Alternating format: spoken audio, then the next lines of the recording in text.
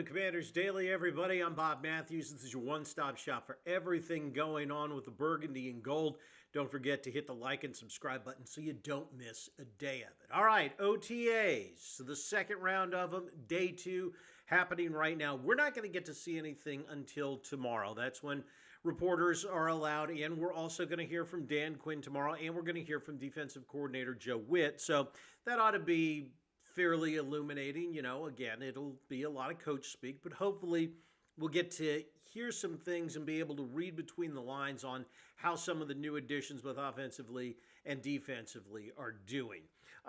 As far as the second week of OTAs go, again, we're not expecting to see a whole lot.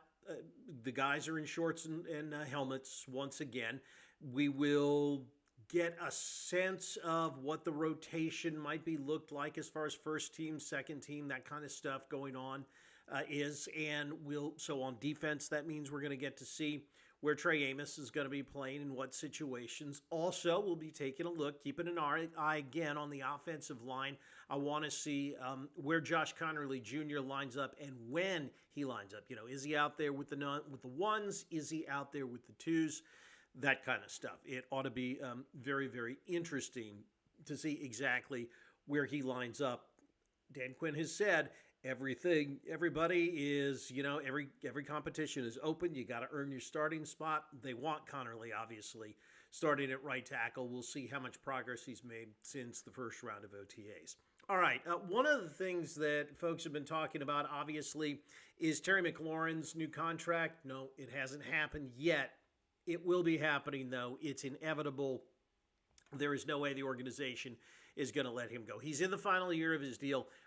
Not sure if he's at OTAs today or not. We'll find out more on that again tomorrow. But if you were wondering what his new deal might look like, did a little bit of digging with help of our friends at F1 Sports as well, and PFF, kind of showing exactly how much we're looking at here for McLaurin's new deal. He's in the final year of it. You've got a bunch of guys right now making over $30 million, and I think that's probably, considering where McLaurin is in his career, his production, and just basically what a great company man he's been. 30 is a little high. But if you look at things, I think that $22.7 million on an average annual salary is probably pretty close to a fair deal. And, having said that, the Commanders have just over about $21 million in cap space. So they'll have to do a little bit of readjusting. They'll, convert salary to bonus. They'll lengthen some guys' deals out. They'll tack some money onto the end of other deals. As we all know, there are plenty of ways around the salary cap, and that's what they're going to do for Terry McLaurin. And yeah, as I read in one article, somebody saying nobody can say he wouldn't deserve it. If there's anybody that is deserving of another contract extension, even at the age of 30, it's Terry McLaurin. I don't see his production dropping off this year. If anything, I think it'll just get better since, Jaden Daniels has another year now in the system, and he's got Deebo Samuels helping him out, taking some of the pressure off him. So when that deal gets done, I think is something we're not quite sure about right now. It'll happen before training camp. I don't think it'll happen before minicamp, but I do expect Terry McLaurin to be at mandatory minicamp. He's just not the kind of guy that misses something like that. John Keim had an interesting story on ESPN.com. Keim, of course, as I think most of us know, is the Commanders beat reporter for ESPN.com, and talking about why Jaden Daniels is going to take a jump this year. A lot of people are expecting him to, not just Cliff Kingsbury, but his offensive coordinator, who did say last week when we talked to him that he is expecting Jaden to take a big jump, but people throughout the league as well. I know people are worried about, and a lot of the chattering class has been talking about, will he actually have a sophomore slump and take a step back, kind of like C.J. Stroud did last year. I don't think that's going to happen because, number one, I think that Daniels is a better quarterback than Stroud. And you didn't see him doing things, and I'm not suggesting that CJ Stroud was doing things with smoke and mirrors his first year. I don't think he was, but you did not see Daniels doing things with smoke and mirrors. It wasn't some sort of gimmicky offense that Cliff Kingsbury designed for him. Also, I think that, and if you go back and look at C.J. Stroud's year last year, he was dealing with a lot of injuries, receiver-wise, offensive line-wise, things like that. Now, injuries may very well happen for the Commanders this year. They were pretty fortunate with that. But think about all the upgrades that have been made to this offense. Adam Peters has decided that Jaden Daniels is the key, and he's got to do everything he can to surround him with guys that's gonna make this offense even better. Last year was very much kind of a wing and a prayer. Are things going to work? We think this guy could work. We think that guy could work. Noah Brown. We think Noah Brown might be good for Jaden. We think Zach Ertz might be good for Jaden. And, it turned out they made all the right moves. But the offense last year compared to this year is just going to be so much better. There were still a lot of Rivera holdovers last year. And again, the veteran free agents that they brought in that they just weren't sure about. They had a feeling about, but they weren't sure about. So it turns out who they brought in still had plenty to offer.